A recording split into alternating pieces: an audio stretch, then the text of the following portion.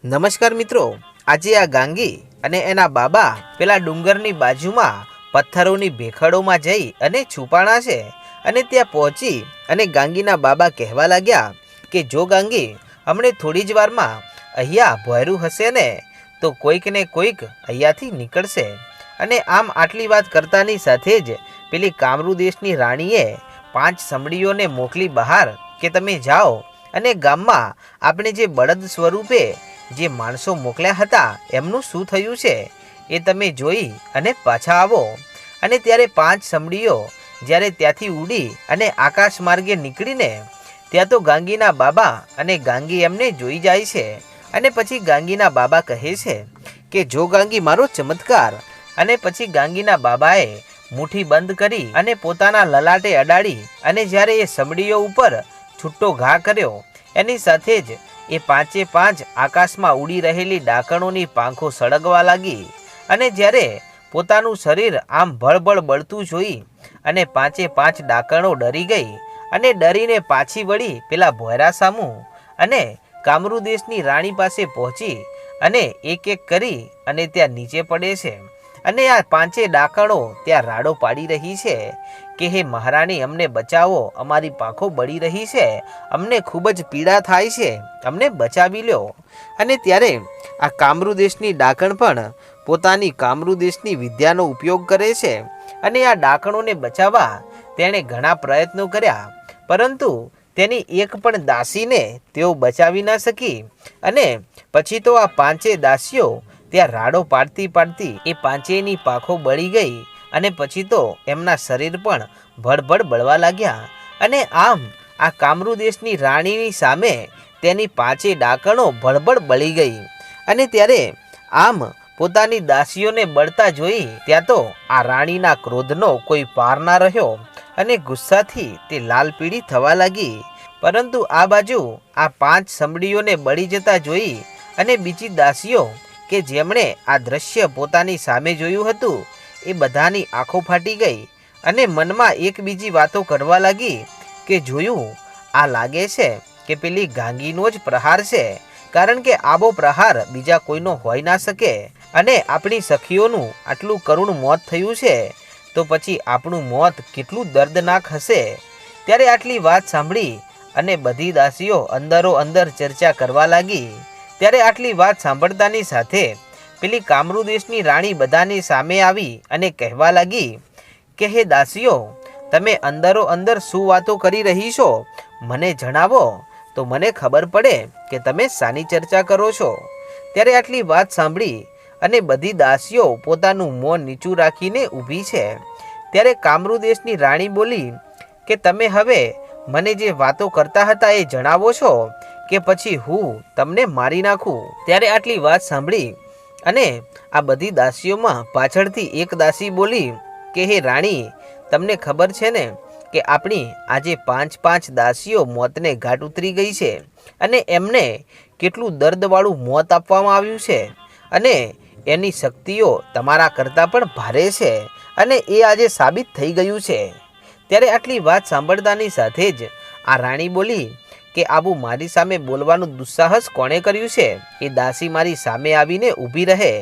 ત્યારે પાછળથી એક સમડી ઉડતી આ રાણીની પાસે આવીને ઊભી રહી ગઈ અને કહેવા લાગી કે હે રાણી, હું કહું છું અને હું જ બોલીશું, બોલો તમે શું કહો છો।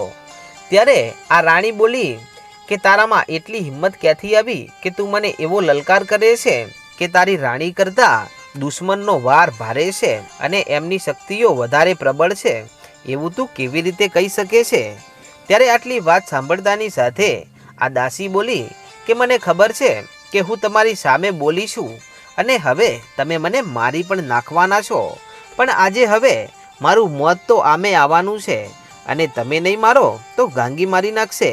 માટે આજે હું સચ્ચાઈની વાત જણાવું છું કે તમારા કરતાં ગાંગી અને એના બાબાની વિદ્યાઓ ભારે છે અને તેઓ વધારે શક્તિશાળી છે અને એનું કારણ એ જ છે કે એમણે જ્યારે પોતાની વિદ્યાથી જ્યારે આજે અમારી 5 દાસીઓને તેઓએ આગ ચાંપીને ત્યારે તમે પોતાની વિદ્યાઓ ઘણી અજમાવી અને એ આગને બુઝાવવાની કોશિશ કરી, પરંતુ શું તમે એ લાગેલી આગ બુઝાવી શક્યા?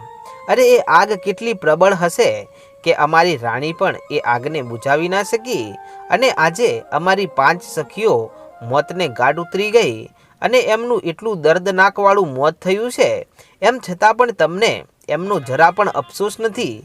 અને કદાચ આજે અમે તમારા માટે અમારો જીવ પણ આપી દઈએ ને તો પણ તમને અમારી કાંઈ કદર નથી. તો હે રાણી, અત્યારે જ મને મારી નાખો, હવે મારે આમે જીવવું નથી.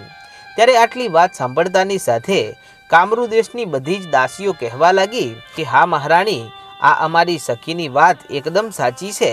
અમે તમારા માટે કેટલું જોખમ ઉઠાવીએ છીએ અને મોતના મુખમાં જઈને પણ તમને રાજી રાખવાના પ્રયત્નો કરીએ છીએ, એમ છતાં પણ તમે ક્યારેય અમારા ઉપર પ્રસન્ન થયા નથી. અને જ્યારે અમારી નાની મોટી ભૂલ થાય ને એની સાથે જ તમે અમને મોતને ઘાટ ઉતારી દો છો, તો પછી તમારી જિંદગી કિંમતી છે તો શું અમારી નથી?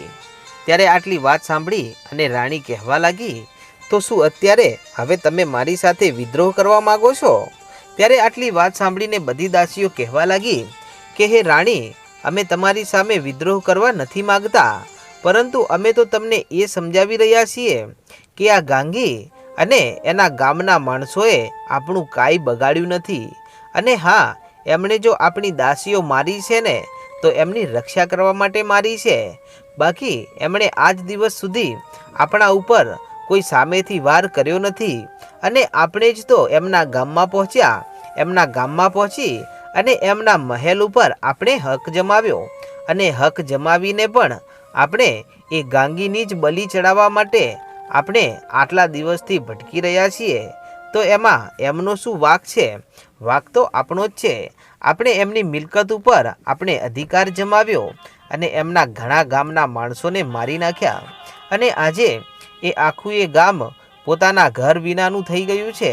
અને હવે તો ગાંગી અને એના બાબા આપણી દાસીઓને આમ જીવતી ને જીવતી સળગાવી રહ્યા છે. તો હવે એક જ ઉપાય છે, કાં તો આ જગ્યા છોડી અને આપણા કામરૂ દેશમાં પાછી ચાલી જઈએ, અથવા તો આપણે એમના ગામમાં પહોંચી કરેલા નુકસાનની ભરપાઈ કરી નાખીએ.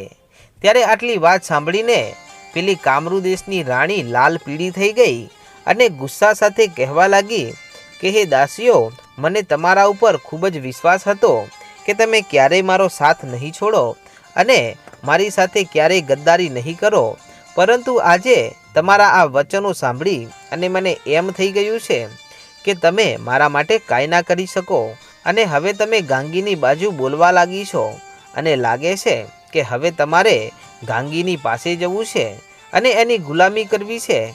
હવે આ રાણી તમને કડવી લાગવા લાગી છે.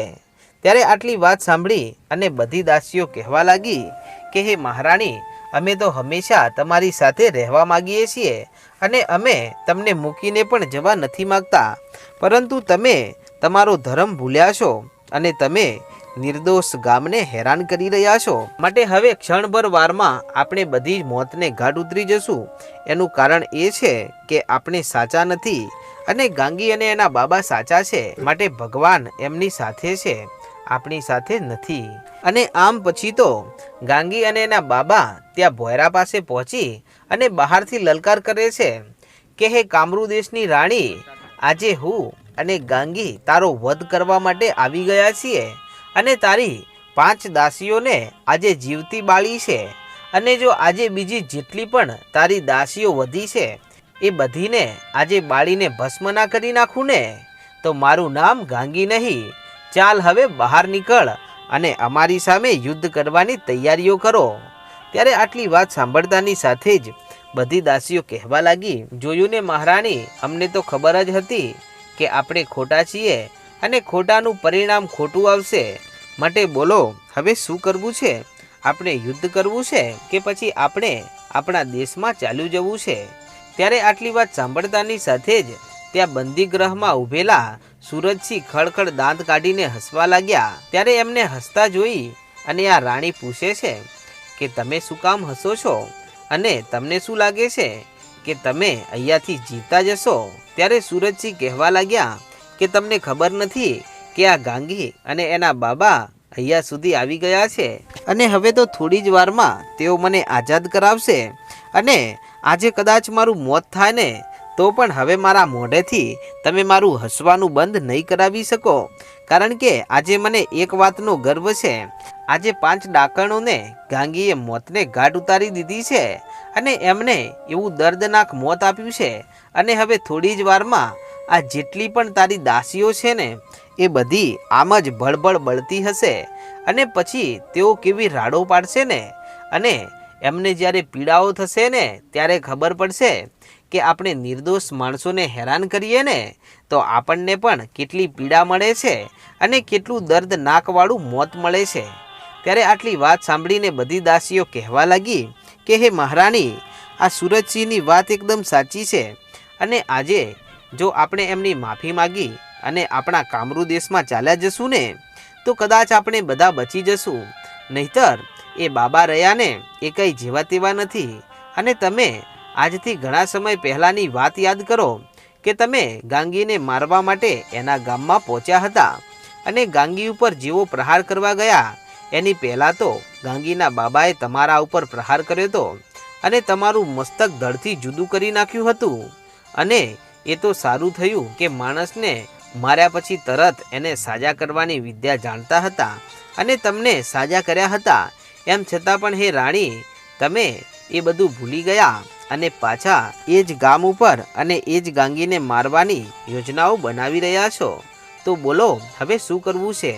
ત્યારે કામરૂ દેશની રાણી એટલું બોલી કે હું જીવીશ ને તો પણ મારું સર ઊંચું રહેશે અને હું મરી જઈશ ને તો પણ મારું મસ્તક ગર્વથી ઊંચું રહેવું જોઈએ. મેં આજ દિવસ સુધી કોઈની માફી માગી નથી અને હું કોઈની માફી માગવાની પણ નથી. અને હા, તમને જો બધાને ડર લાગતો હોય અને તમારે મને સાથ ના આપવો હોય તો અત્યારે જ તમે અહીંયાથી ચાલ્યા જાઓ અને આજ પછી ક્યારે મને તમારું મોઢું નહીં દેખાડતી. અને હું તો જાઉં છું એ ગાંગી અને એના બાબા સામે યુદ્ધ કરવા અને હું એમની માફી માંગવાની નથી. અને આજે તો જો ગાંગી અને એમના બાબાને મોતને ઘાટના ઉતારી નાખું ને તો હું પણ કામરૂ દેશની રાણી નહીં અને હવે તો યુદ્ધ થશે. અને આમ આટલું કહી અને આ રાણી આ ગાંગી અને એના બાબા સામે લડવા માટે ભોયરામાંથી બહાર નીકળે છે. અને મિત્રો, પછી ત્યાં જે ઘટના બને છે તેનો ઇતિહાસ આપણે આગળના ભાગમાં જોઈશું. અને તમે આપણી ચેનલ પર પહેલીવાર આવ્યા હોય તો આજે જ આપણી ચેનલ રાજા મેલડીને સબસ્ક્રાઈબ કરી નાખો. જય માતાજી.